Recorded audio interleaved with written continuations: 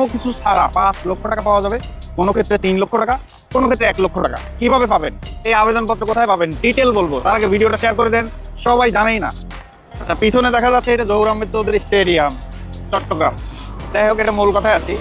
যদি এই সড়ক দুর্ঘটনায় কেউ মারা যায় এবং সেটা প্রমাণ করা যায়, তাহলে সে পাবে 5 লক্ষ টাকা, এখানে 5 লক্ষ টাকা। আবার যদি কেউ আহত হয়, তাহলে ধরেন এখানে পাবে 3 লক্ষ টাকা। আবার একটু একদমই কম আহত কিন্তু তার সাহায্য দরকার, সে পাবে 1 লক্ষ টাকা। এই জিনিসটা খুবই ইম্পর্টেন্ট। দেখেন, জানে না, প্রথম আলোতে 1 সপ্তাহ আগে একটা রিপোর্ট হয়েছে যে শুধুমাত্র মানুষ না জানার কারণে এই ফান্ডে এখনো 255 কোটি টাকা পড়ে থাকলেও নেওয়ার লোক নাই।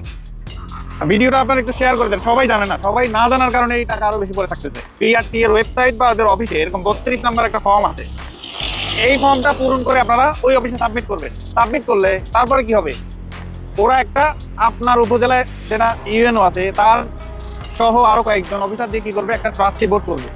ট্রাস্টি বোর্ড একটা রিপোর্ট দিবে আবার বিআরটিএ কে, দেন ওখান থেকে প্রডিউস হবে আপনি কত টাকা পাবেন, আসলে 1 লাখ টাকা না 3 লাখ।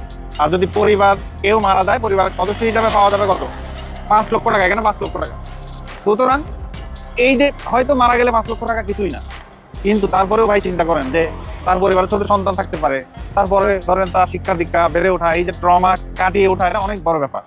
এখন কতদিন পর্যন্ত এই আবেদন করতে পারবেন, এই আবেদনটা করতে পারবেন ঠিক আগে ছিল 30 দিন, এটা রিভাইজ করে এটা 90 দিন করা হয়েছে। কেননা অনেক সময় মানুষ মারা গেলে 30 দিন ট্রমাটাইজ হয়ে থাকে, অনেকে আহত হয়ে পঙ্গু হসপিটালে থাকে 30 দিন 60 দিন, এই জন্য 90 দিন পর্যন্ত আবেদন করতে পারবেন।